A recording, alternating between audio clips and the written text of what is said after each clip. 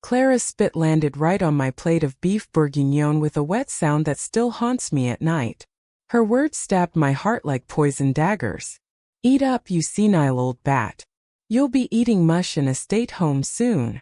But what came after that hellish moment is going to haunt her in nightmares for a long time because that woman had no idea who she was messing with.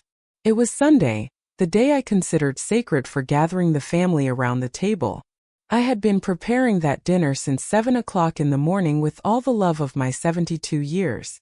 The aroma of slow-cooked herbs and wine filled the house. The glazed carrots rested in the ceramic dish my late friend, Beatrice, had left me, and I had set the table with the linen tablecloth I'd bought in Paris 50 years ago, when I still believed my home would be a place of peace. Maya, my 10-year-old granddaughter, dropped her spoon, her wide eyes filling with tears as they darted between her mother and me.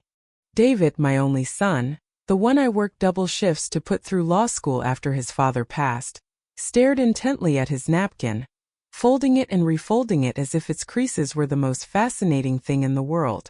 Clara leaned back in her chair, that smug, victorious smirk plastered on her face, a look she'd perfected in the 8 years she'd been living under my roof.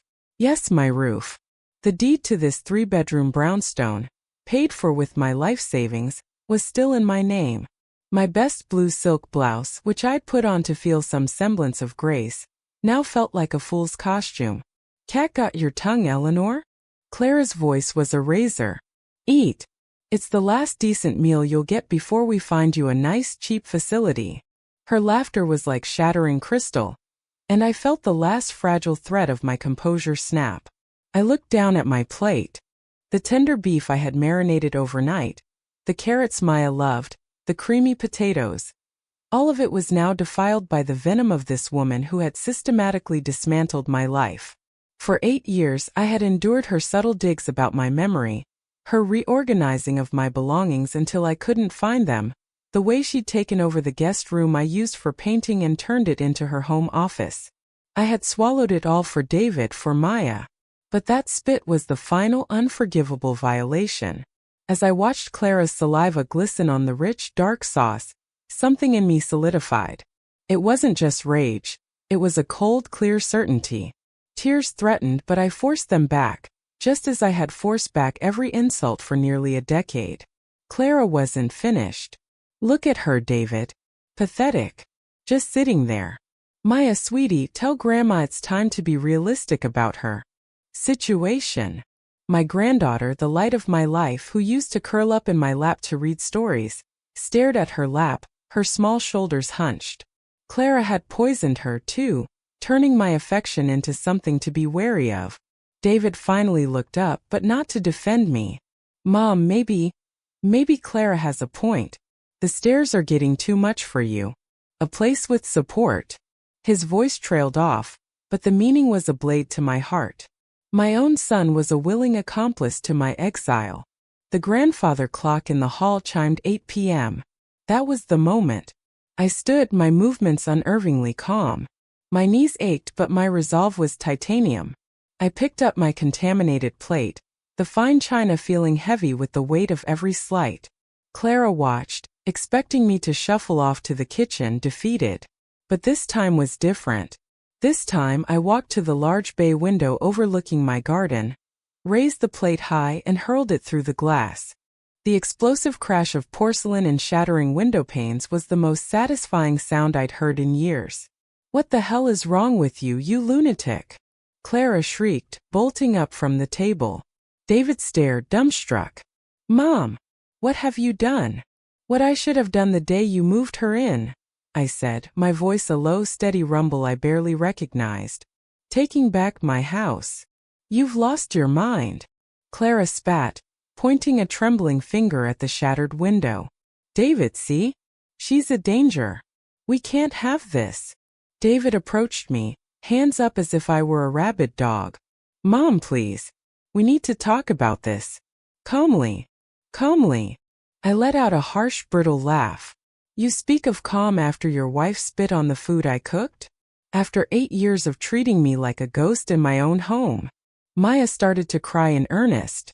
The sound was a physical pain in my chest, but I could not stop. Grandma, are you okay? she whimpered. I knelt, ignoring the protest in my joints, and cupped her face. I will be, my darling. For the first time in a long time, I will be just fine. Clara had recovered, her face a mask of fury. Perfect. Now she's traumatizing the child. David, this is exactly why we need to act. The papers are ready. We just need your signature. The words hung in the air, cold and calculated. Papers. I asked, rising slowly.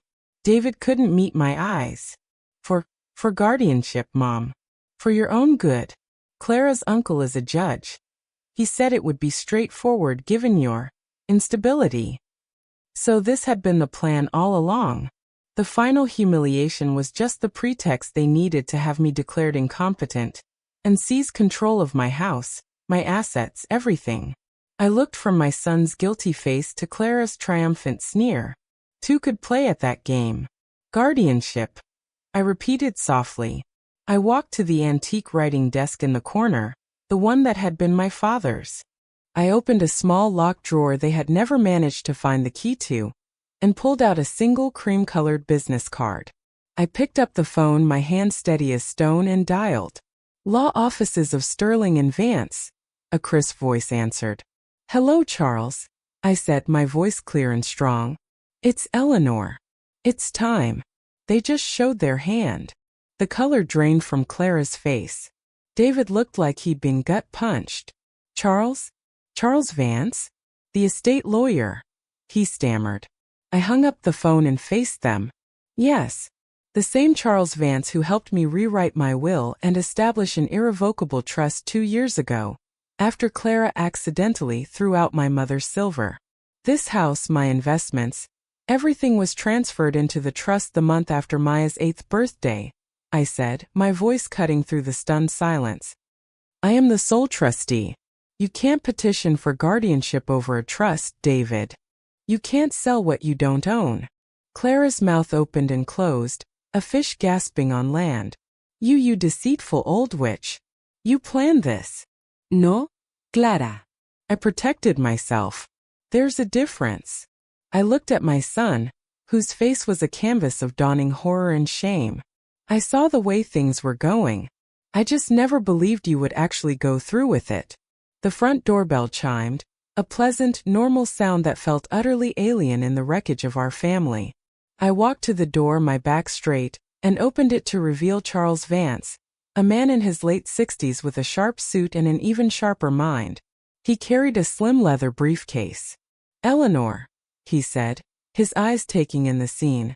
The shattered window, my standing family, Maya's tear-streaked face, with a single professional glance. It seems the moment has arrived. Charles, thank you for coming. They've mentioned the guardianship papers. Charles stepped inside, his presence immediately commanding the room. David, Clara, he nodded, his tone coolly polite. I'm afraid any petition for guardianship would be not only unnecessary but frivolous. All of Eleanor's assets, including this property, are held in a discretionary trust.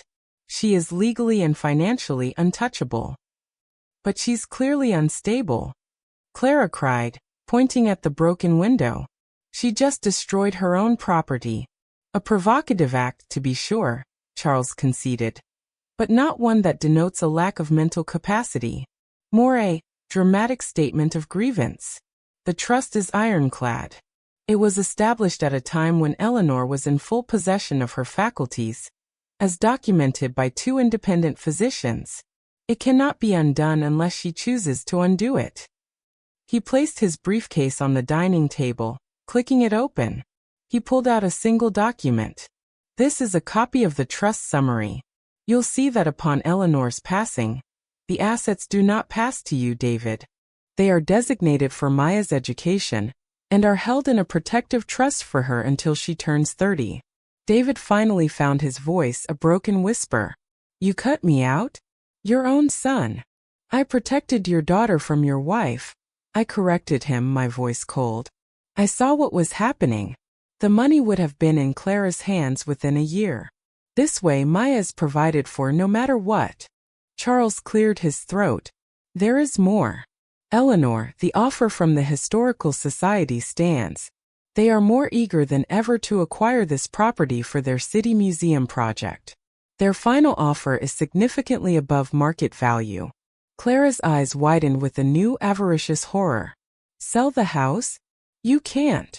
I can, I said, meeting her gaze. The trust owns it. And I will. The proceeds will go into the trust for Maya. You have 30 days as per the law to vacate.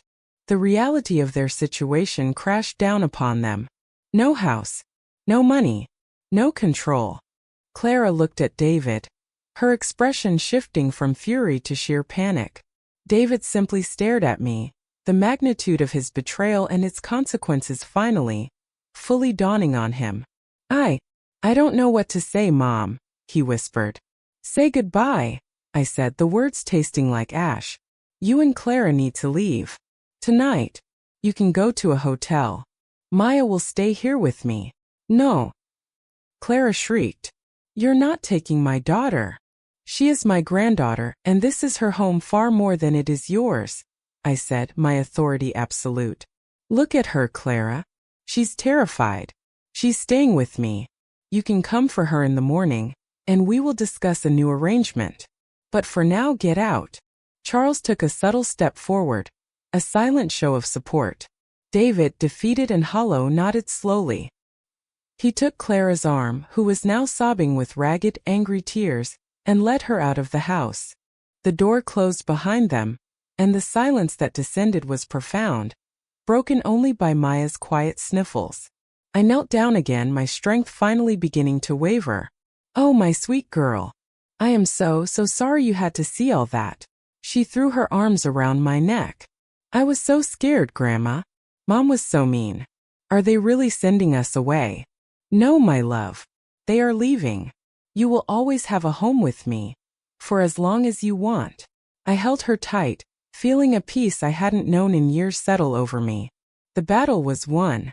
Over the next few weeks, the gears of change turned. David and Clara moved into a small apartment. The sale of the brownstone to the Historical Society went through with astonishing speed. The offer so generous it secured Maya's future and mine several times over. I bought a charming smaller cottage not far away, with a garden for Maya and a bright sunroom for my painting.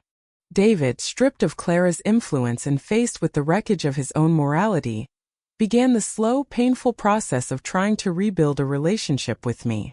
It was strained, full of unspoken apologies and my own guarded heart, but for Maya's sake we tried. Clara, unable to accept her defeat, filed for divorce. The last I heard, she had moved back to her hometown. One afternoon, a month after we had moved into the cottage, Maya and I were in the garden planting new rose bushes. The phone rang. It was Charles. Eleanor, I have some interesting news, he said, a smile in his voice. It seems Clara attempted to contest the trust, claiming undue influence. I felt a flicker of old anxiety. And the judge, who happens to be a friend of the Historical Society and was thrilled with our donation, threw it out of court. He also had some rather pointed words about spouses who attempt to exploit the elderly. It's over, Eleanor. Truly over. I thanked him and hung up, watching Maya pat soil around a pink rose bush, her face smudged with dirt and content. The spit on my plate had been the end of one life and the brutal, necessary beginning of another. It had cost me my relationship with my son, my home of 40 years, and my innocence. But in return, it had given me back my power, my security, and it had ensured that my granddaughter would grow up knowing that her grandmother was not a victim, but a woman who, when pushed to the edge, learned how to fly. I walked over to Maya and knelt beside her, the earth cool and promising under my knees. These will be beautiful by the summer, Grandma, she said. I put my arm around her. Yes, my dear. They certainly will. Of course. Here is the continuation of the story. 2 years later. The roses were indeed magnificent. A cascade of pink and white blooms tumbled over the stone wall of our cottage garden, a living testament to the life we had built. The cottage itself, Havenwood, was a far cry from the formal brownstone, filled with light, my paintings, and the sound of Maya's laughter. The doorbell rang, its chime soft and welcoming. I wasn't expecting anyone. Wiping my hands on a towel, I opened the door to find David standing there, holding a small, nervous-looking potted orchid. He looked older, the lines on his face etched by hard lessons rather than mere time. His suit was gone, replaced by the simple, honest clothes of a project manager for a local construction firm. A job he'd earned on his own merit. "Mom," he said, his voice hesitant. "I was in the neighborhood. Can we talk?" I stepped back, allowing him in. The silence between us was no longer hostile, but it was still a vast, careful space. He placed the orchid on the entryway table. "It's beautiful. Thank you, David." He nodded, his eyes taking in the cozy living room. The shelves of books, the easel set up by the window with a half-finished landscape. "This place, it suits you, Mom. It really does." "It suits us," I corrected gently. "Maya is thriving at her new school. She's joined the art club." A genuine smile, the first I'd seen from him in years, touched his lips. That's great. Can I see her?" "She's at a friend's house for a study group. She'll be back by dinner." The news seemed to both disappoint and relieve him. We moved to the kitchen, and I put the kettle on. The familiar ritual gave us something to do with our hands. "How are you, David?" I asked, pouring hot water over the tea leaves. He let out a long, slow breath. "I'm better. Cleaner, if that makes sense. The divorce was final 6 months ago." I already knew. Charles kept me informed of the legalities, a detached, professional courtesy. Clara had fought for alimony, but with David's modest income and the prenuptial agreement his new lawyer, a fierce woman I secretly admired, had unearthed, she had settled for a one-time payment and vanished from our city. "I'm sorry it came to that," I said, and I meant it. I was sorry for the dream he had lost, even if the reality had been a nightmare. "Don't be," he said, his voice firm. "I'm not. I'm only sorry for everything that came before."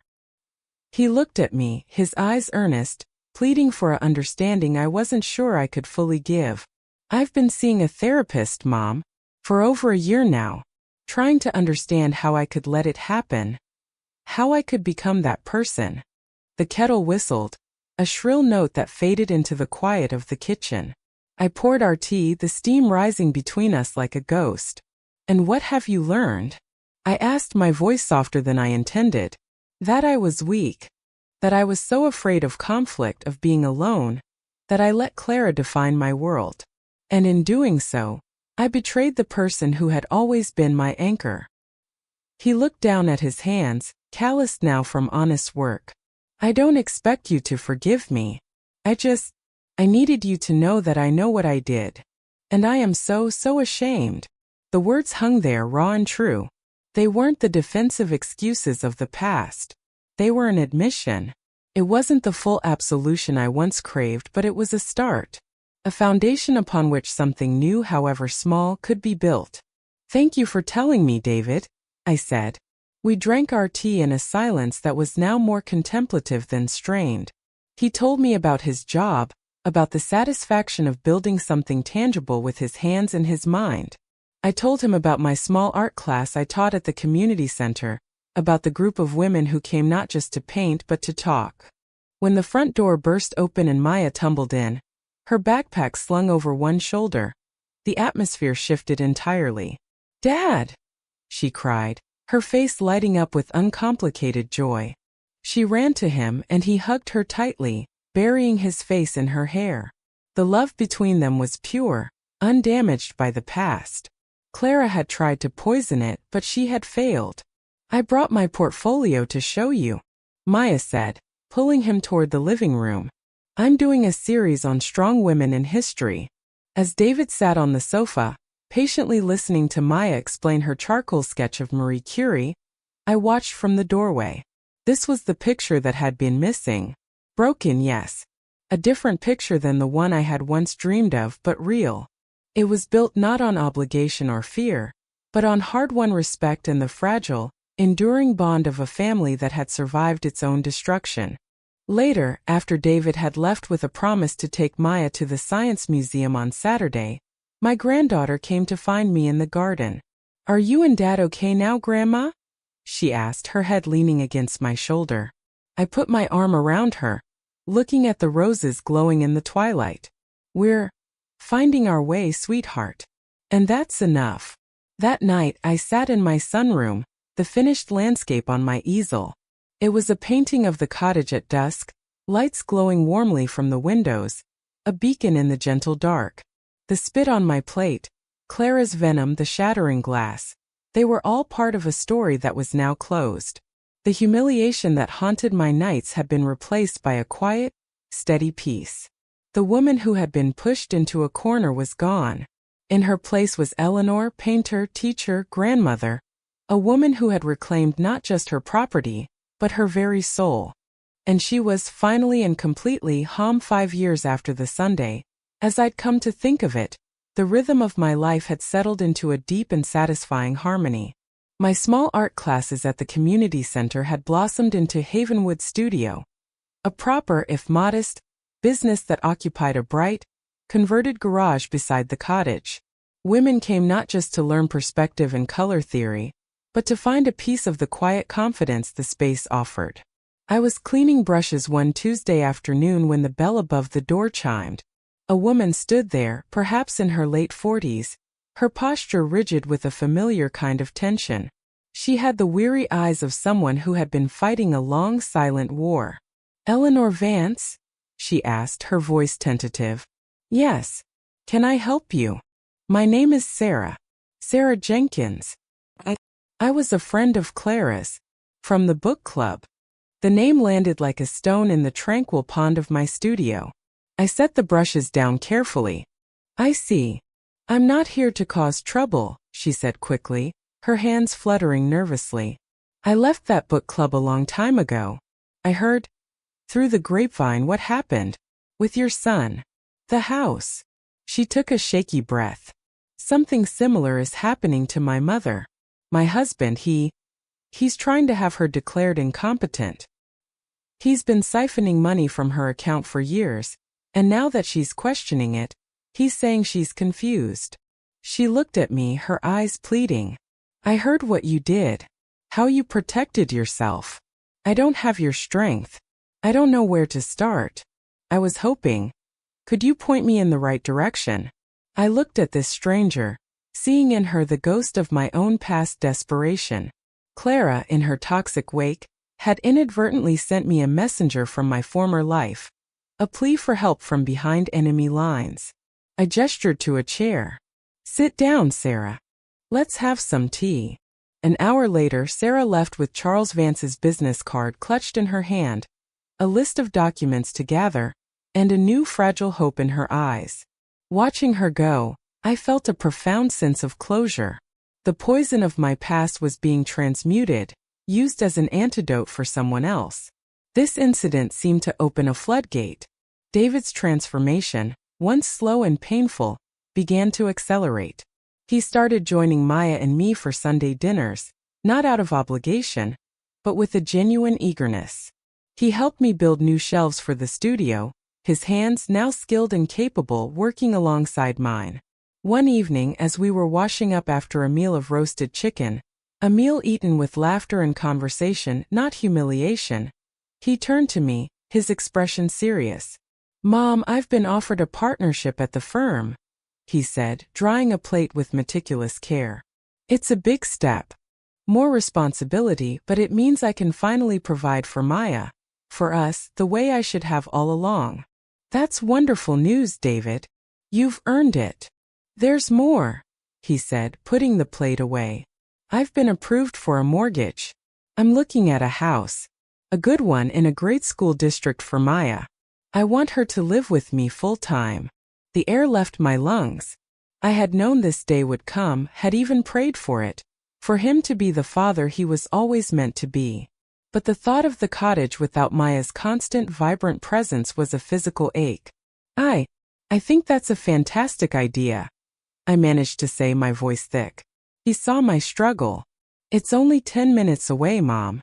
And she'll be with you every weekend, every holiday. This isn't. This isn't me taking her from you. It's me finally being able to pull my weight. It's me saying thank you.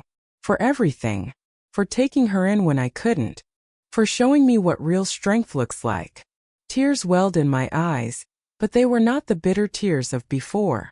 They were tears of a cycle completing itself, of a wound finally truly knitting itself back together.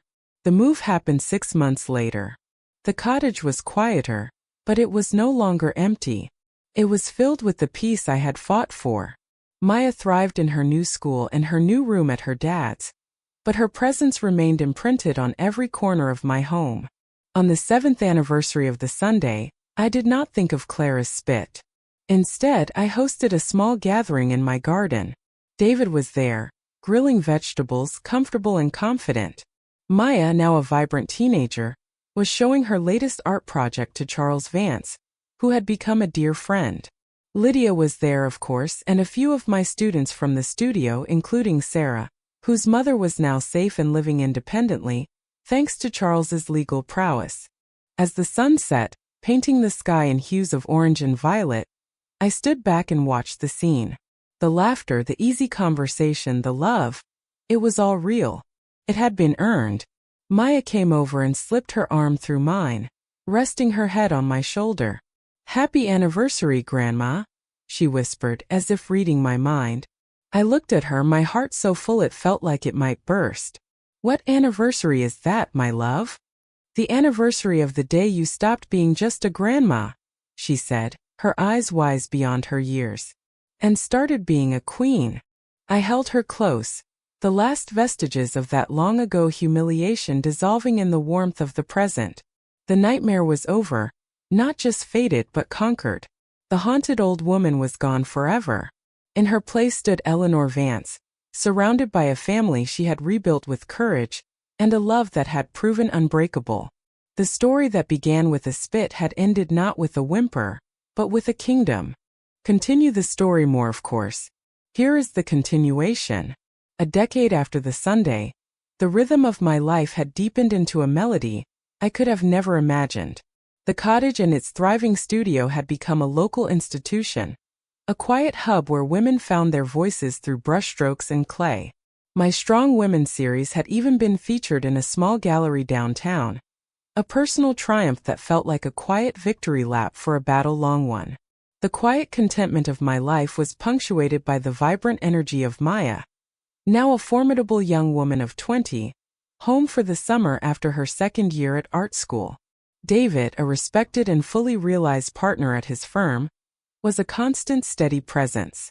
We had found a new equilibrium, a relationship built on mutual respect, and the shared, profound love for the brilliant young woman we had raised between us. The past was a closed book, its painful lessons integrated into the foundation of our present. Or so I thought.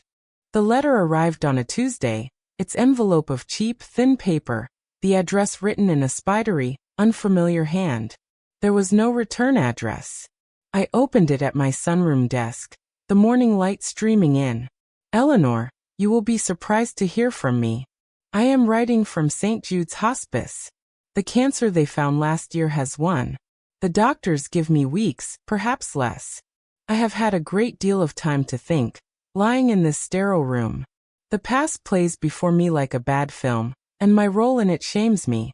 I have made many mistakes, but my treatment of you is the one that weighs heaviest. It was cruel, calculated, and born of a deep, petty insecurity I could never admit to. I was jealous of you, of your strength, your history with David, the home you had built that I could only ever be a guest in. I thought if I could diminish you, I could claim that space for myself. I see now that I only diminished myself. I do not ask for your forgiveness. I do not deserve it. I write only to offer the one thing I have left, the truth. I was wrong. You were never the burden. I was." Clara, the paper trembled in my hand. A decade of peace, and her words, even in their abject apology, had the power to send a tremor through my world. I felt no triumph, only a profound, weary sadness. The final ghost had spoken. I did not tell David or Maya. This was a specter from a past they had moved beyond. I sat with the letter for 3 days, reading it and rereading it. Watching the anger I thought I'd transmuted rise and fall like a tide. Finally, on the 4th day, I made a decision. St. Jude's was a quiet, nondescript building on the city's outskirts. The room was small, smelling of antiseptic and faded roses. Clara was a wisp of the woman I remembered. Her sharp features softened and hollowed by illness. Her eyes, once hard with contempt, were now large and lucid in her pale face. She looked at me, and for a moment, there was no recognition. Then a slow, weary understanding dawned. "You came," she whispered, her voice a dry rustle. "I read your letter," I said, standing at the foot of her bed. We looked at each other, two old women bound by a history of poison, one at the end of her life, the other firmly in the heart of hers. "Was it true?" she asked. "What I heard? About David? Maya? Your studio? Are you happy?" "Yes," I said, and the word was simple and absolute. "We are." A single tear traced a path through the parchment of her cheek. "Good. That's good." She closed her eyes for a moment, gathering strength. "I wanted to hate you for it, when I heard. But I found I couldn't. I could only hate the person I had been." I pulled a chair closer and sat. "That person is gone, Clara." "Not entirely," she said, opening her eyes. "She lives in here." She tapped a frail finger against her temple. "But she is quiet now." We sat in silence for a long while, the only sound the quiet hum of the medical equipment. There were no grand pronouncements of forgiveness, no tearful reconciliations. There was only a shared, silent acknowledgement of a battle that was finally truly over. "I should go," I said, standing. She nodded. "Thank you for coming." I walked to the door and paused, my hand on the frame. I looked back at the shell of the woman who had once tried to break me. "Goodbye, Clara." Her lips curved into the faintest, most peaceful of smiles. "Goodbye, Eleanor." I walked out of St. Jude's and into the bright, clean air. The weight I hadn't even known I was still carrying was gone. It had been lifted not by her apology, but by my own act of facing the past without flinching. That evening, as I sat in my garden with David and Maya, listening to them debate the merits of a new exhibition, I felt a completeness that was deeper than any I had known before. Every thread of the tapestry of my life, even the darkest ones, had been woven into a picture of profound and unshakable contentment. The story that began with a spit had ended not with a letter from a hospice, but here, in this garden, surrounded by love. The haunted old woman was not just a memory. She was a stranger to me now. I was simply Eleanor, and my life was finally and utterly my own masterpiece.